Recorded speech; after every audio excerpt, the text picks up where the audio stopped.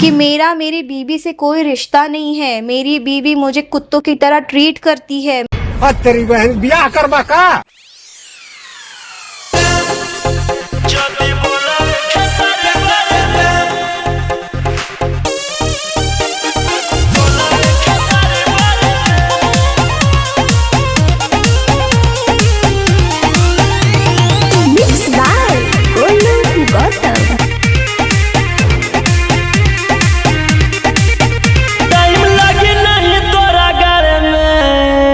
जदी बोलावे खेसारी बारे में टाइम लगे नहीं तोरा गाले में, जदी बोलावे खेसारी बारे में ओहा टाइम बड़ी मजा आइलो जब घूमो हनी बैठी कारे में।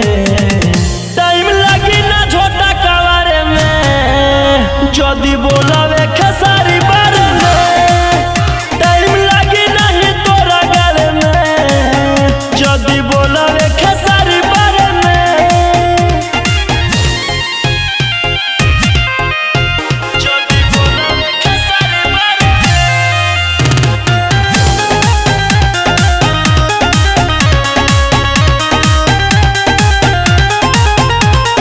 नमवे बारांड बाटे हिट मशीन गे, तोरा ऐसन ली है केतना के कीन गे।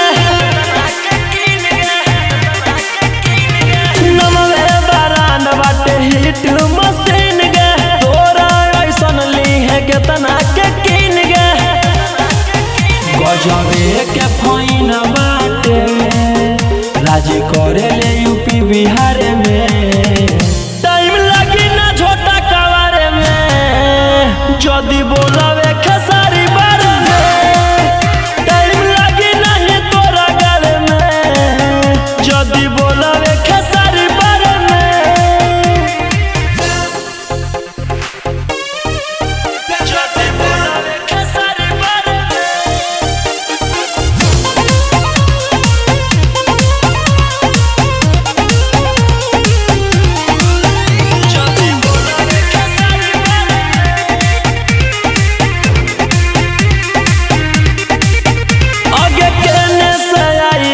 छौड़ी गुजराती भैया खेसारी के बोलो ही उतपाती,